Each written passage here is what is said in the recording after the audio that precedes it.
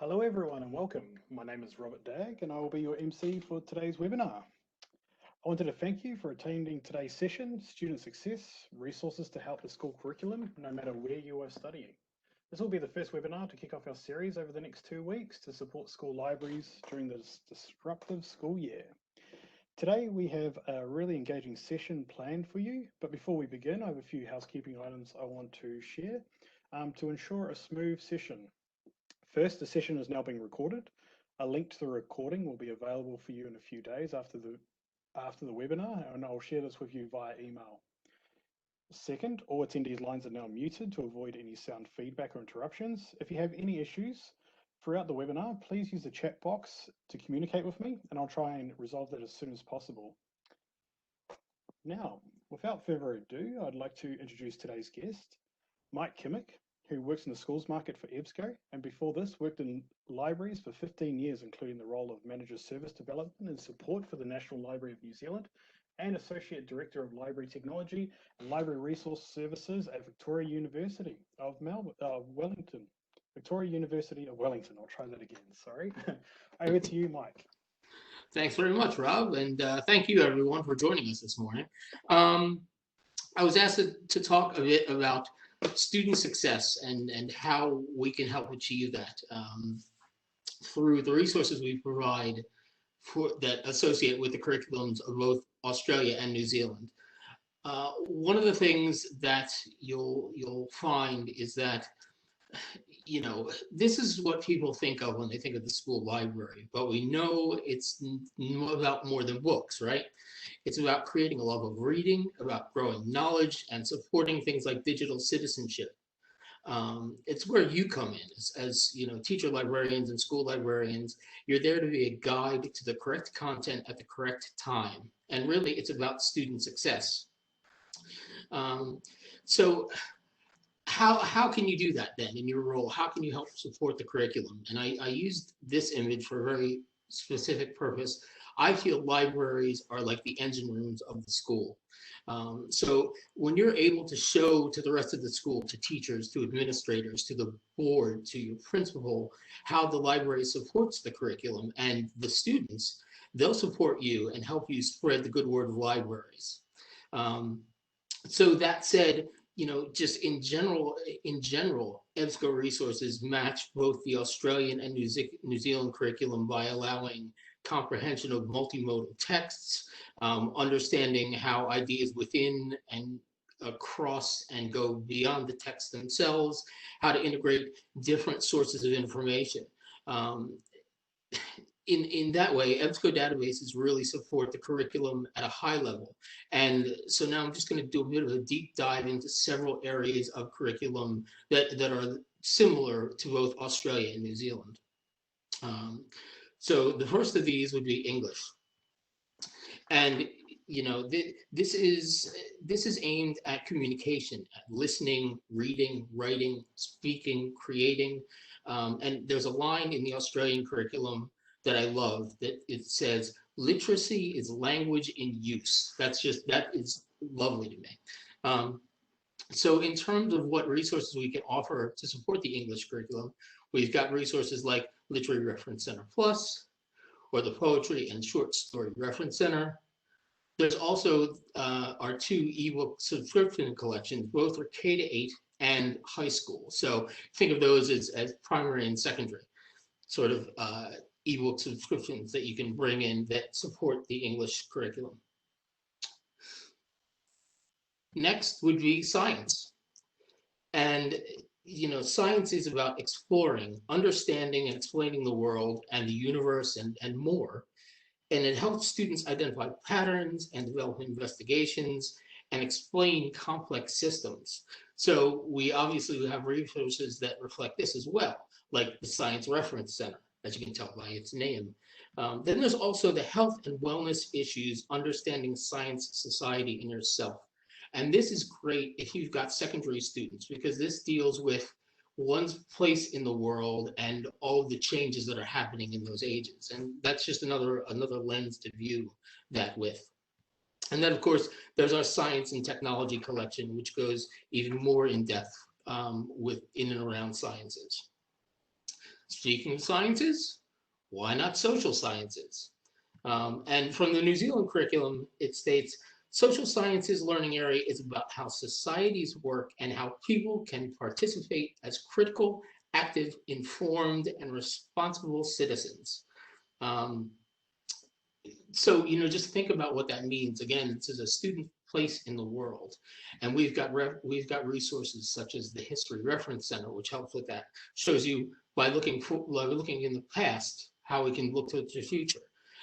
Humanities International Complete, and then of course there are two real, I guess, core resources within the region: Australia New Zealand Reference Center Plus and the Australia New Zealand Points of View Reference Center, both of which are phenomenally packed with information and knowledge about the region from local magazines, newspapers, journals, that sorts of thing. Um, Obviously supporting social sciences. Then we've got technology. And, you know, as you'll know, because you work in technology on a day-to-day basis, it's not just about using information technology, but how to do so safely. That idea of digital citizenship. And part of that, and this falls back on your role as librarians, it's not just about finding information, but finding the right information at the right time in the right place. So again, that crossover, we've got resources that support the study of technology, like Computers and Applied Sciences Complete, or the Applied Science and Technology Source. Again, to go a bit more in depth into the content there. And then there's other aspects of both Australian and New Zealand curriculum, such as the arts. So for the arts, we have a resource like Art and Architecture Source. Or for languages, studying languages is very important. We've got Rosetta Stone, again, a fantastic resource to help students. And then there's this idea of cross-curriculum databases. These are databases that we provide that don't really fit into a single area. They've got, they're multidisciplinary. So for instance, you've got Academic Search Premier, which has everything from anthropology through zoology, so 3,700 active full-text journals. Then you've got Master File Complete, which has 2,300 full-text magazines and journals, over 350 full-text reference books, and 55,000 full-text primary source documents across the spectrum of learning. And then there's other ones like Biography Reference Center with its more than 400,000 full-text biographies, or the Academic eBook Collection, again, a massive collection of content that spans the academic spectrum. So, okay, we've talked about the resources, that's great. How can we use these resources to ensure student success? And how can we get greater engagement with the library in general? First, the benefits of these online resources are things like they keep it interesting for students by combining the educational sources with different delivery methods, whether it's full text or ebooks or audiobooks or videos or digital magazines, that sort of thing. We also provide topic overviews that provide students a starting point for their learning journey. And we can tie all of these together for you with a single search box. And actually, we'll be covering a bit more about that idea in Thursday's session. But just suffice it to say, we have things like the Explorer interface for schools or EBSCO Discovery Service, which has that single search box interface that students are completely used to using these days. We also offer things like text-to-speech for HTML articles to assist developing or reluctant readers or people who are auditory learners. And those are trying to develop their English language proficiency. All of those are included with the, to help increase the engagement with this learning. There's a few other things that we can do, a few other steps we can take. For instance, going mobile. So your school may or may not have a bring your own device policy, but face it, students today use their mobile devices more and more. So why not encourage the use of library resources with the EBSCO mobile app? Again, there'll be more discussion on this in Thursday's session, but the mobile app is great because if the students take it up, then why not also promote it to the parents? Because That way, learning at home, at homework time, the students and their parents can actually see and view and use these library resources at the same time, so that the parents will know what's going on at the library. Um, and I believe we're going to pop a few links through just in a bit more detail about things like the mobile app. So the mobile app is a great way to start. And you can actually, if you go to your app store right now, you can download that yourself, and we can get you hooked up to your EBSCO resources today. The next aspect that I want to talk about is community, because libraries are communities. And the research really shows that in learning and reading, they're enhanced when done in collaboration.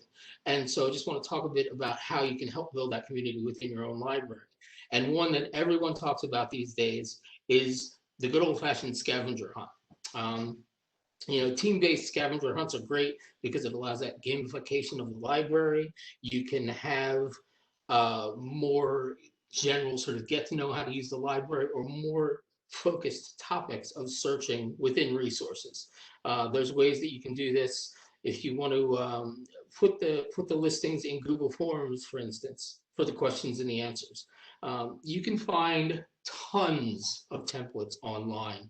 And there's more on Pinterest than you would ever believe, but have a look yourself. Also going to provide a few links that show a few sort of templates that you can use for your own scavenger hunts within your own library, which would be great to do.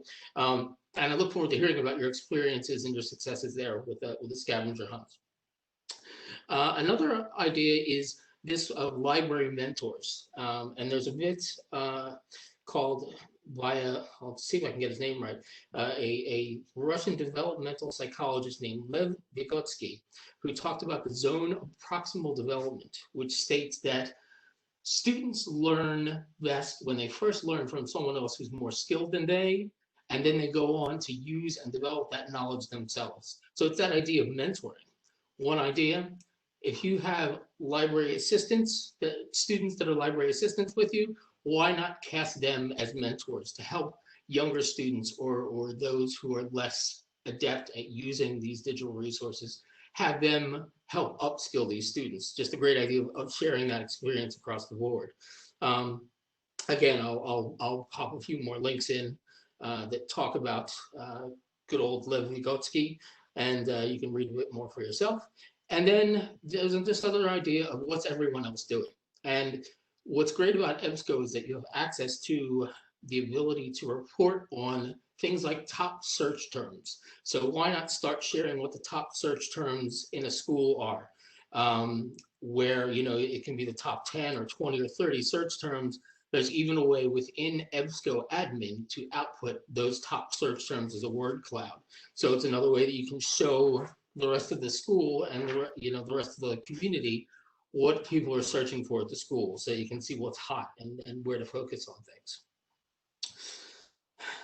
And finally, just talk a bit about bringing teachers along for the journey.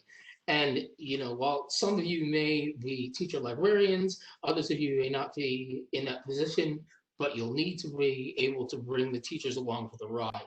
Because if you can bring that library beyond its four walls and work with your teachers to share the resources you have access to, those digital resources can be brought into the lesson plans, into the classroom itself, as another teaching tool. Video and audio content help make that learning more engaging in the classroom, again, extending beyond the four walls of the library. And look, I get it, school budgets are tight, but if the rest of the teachers understand what you as librarians offer to the rest of the school and how you support the curriculum, they'll get your back. They'll support you when it comes to budget time. And you can push your message through things like school development days, if you're attending those. Another place to mention these resources is in the school newsletter. That way, the other teachers and the parents will know what the library is all about. Just get that word out there. It's very, very important. And another thing, just to quickly mention, we also provide several other professional development resources to help teachers upskill, like Eric and Education Source. And this could be another great way to help bring them along on the library journey. And that, I believe, is, as they say, that. Thanks for your time. Feel free to reach out to me if you have any questions. I can also get you in contact with your regional sales manager who can discuss what your school needs and help you select what's right for your students. As Rob mentioned, in a few days' time, the video will be circulated along with all the links I mentioned, so keep an eye on your email for that. And right now, I believe, Rob, we might have time if there's any questions that came up in the chat. I'd be happy to answer them. Excellent. Yeah, very good on time there. So if anyone has any questions, please feel free to put into the chat box now, and we'll be able to answer any questions that come through.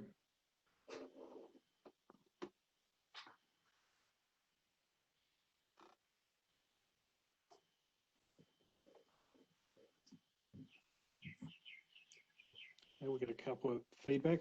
Thanks, Mike. That was a good checklist of databases. Okay. Well, we'll leave it there. Thank you to everybody for taking your time out today to attend this webinar. I hope you found this session informative and engaging. Also, a big thank you to Mike for your insightful discussion. As mentioned earlier, this is a part of a 4-part series. So the next discussion will be on Thursday around making your library resources accessible in 2020 and beyond. And this will be hosted by our EBSCO Architect Solutions team. I will post the more details for that session into our chat box now. So yeah, thank you, Mike. Thank you. And thank you, everyone. Please feel free to reach out if you have any further questions. And we hope to see you all again soon. Have a great day. Bye for now.